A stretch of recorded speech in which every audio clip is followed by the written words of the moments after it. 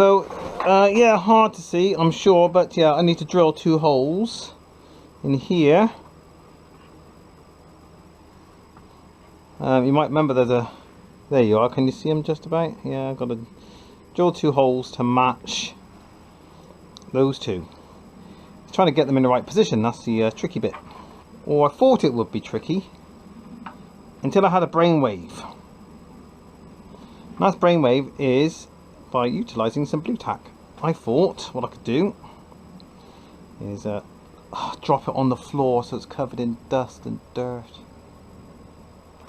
What I could do, put that on the back of the hugger, get the hugger in the approximate position I need it to be, clear of the chain, and then push it against the holes. I might have missed one.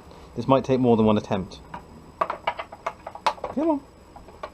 Come on. Right, moment of truth. Did I get 2 impressions?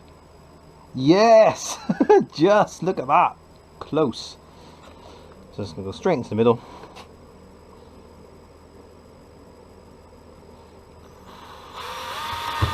Like so.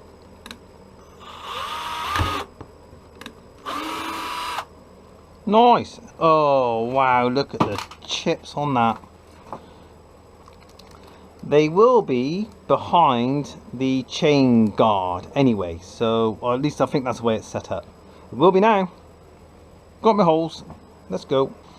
Let's hope it works.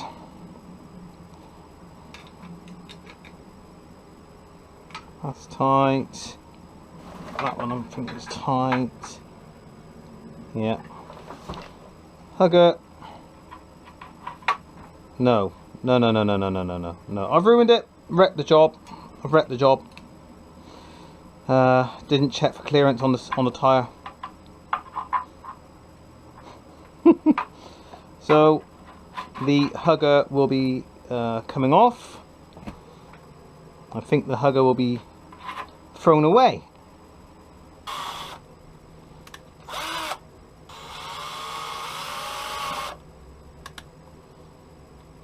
But this is a kind of quality bodging you get with Ricky Tang. This is my equivalent of this is my equivalent of fiberglassing something. Don't buy a used hugger from me ever. Okay. So I've got to decide whether I show you the full horror of what I've done on this video. All the massive bodges that went into getting the hugger in place. Good evening. It is evening. It's dark out there, you can't see that. Let's come and speak to you. Get a reflection of me somewhere. Not really. No, that's not good. That'll do, you can see me. Hello. Valve adjustment time, because I have got myself a 4mm spanner. Facom. So let's get some valves adjusted. The inlets are a bit tight. So there's 015. Can you hear that? I am loosey goosey, but it really doesn't want to get in there.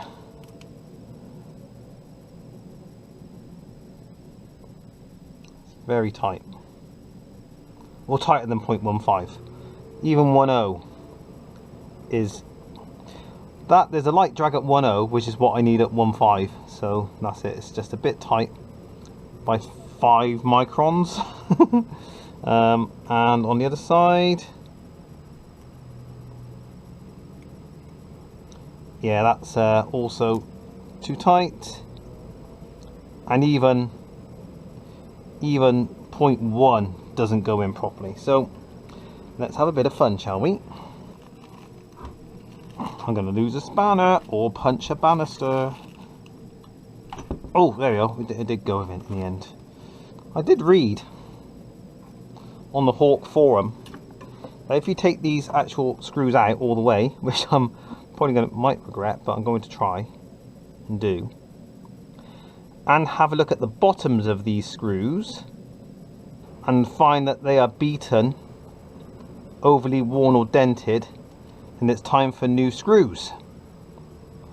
Well, I don't know how clearly you can see that, not very clearly, but there's certainly some evidence of wear on this screw.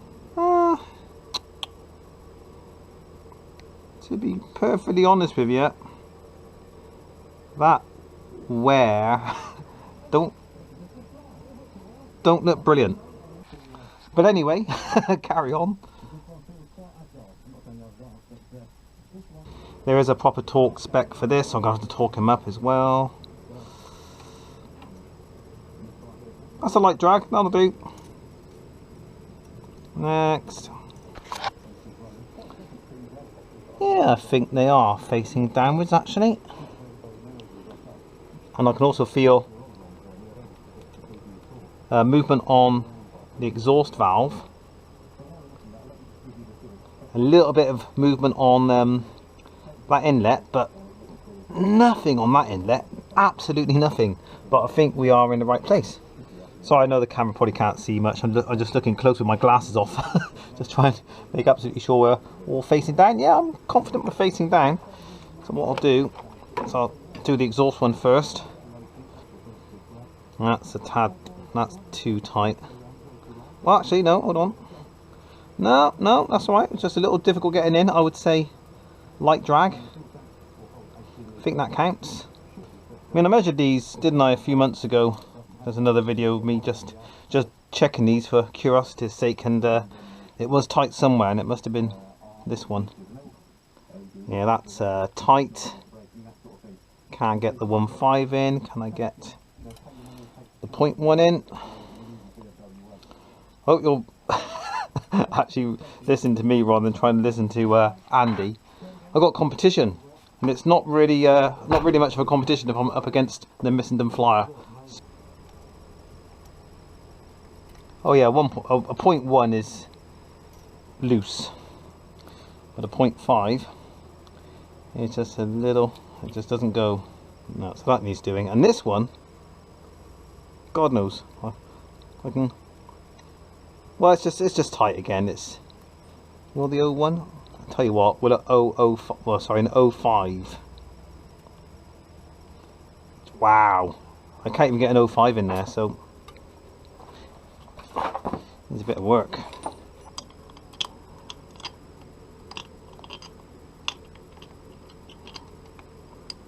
You know what is disappointing?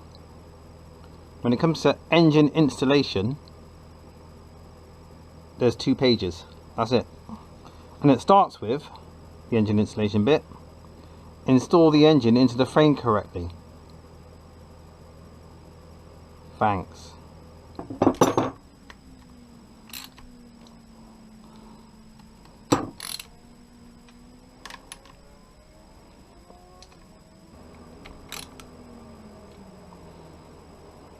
Start there instead.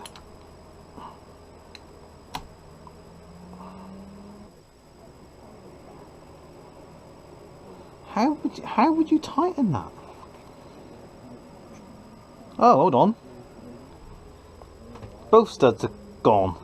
I thought one was a stud, which I left in there, and one was an Allen bolt, which I took out. I'm clearly mistaken, but I can't tighten that. Well, let's get started. So I'm going to screw that on. And then put that on, if it works. And then maybe I need 2 13mm spanners, don't I? Well, interesting. I am actually locking the second nut against the first one, and I am tightening the threading so far. I could even get away with a 13mm socket. Mega.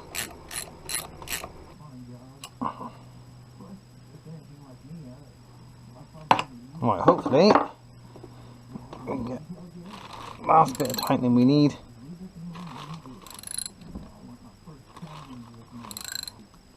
That was awesome. That was very enjoyable. I was going to say that was emotional, but that's what everybody says, and I say it myself a lot. That was quite a lot of work. So there we go. We got valves tightened, or valves adjusted, sorry. Crankcase covers tightened. New exhaust studs in place. I think that'll do for me for now. Next thing I'm going to do... Oh, I can't show you this. Hold on. I'll try and show you this. It's to do with the rear wheel and the hub. Now, I've got a plastic cover that goes over here, but it's pretty minging. It's, you know, a bit cheap and cheerful. Got a couple of scratches. Who else in the Hawk and Bros world have sent their wheels off to paint and then forgot to send this? That's exactly what happened to me. So, you know, that is supposed to sit basically there. Actually, it doesn't look too bad on. I've got a decision to make now. Anyway, what I was thinking was just to clean up this spacer and the nut and just put a sexy R-clip down there instead. Yeah, I don't know now. I didn't actually mind the look of that. Nice and kind of shiny looking on the black wheel. I quite like that now I've fitted it. That's certainly the easier solution, so I might just bang that back on.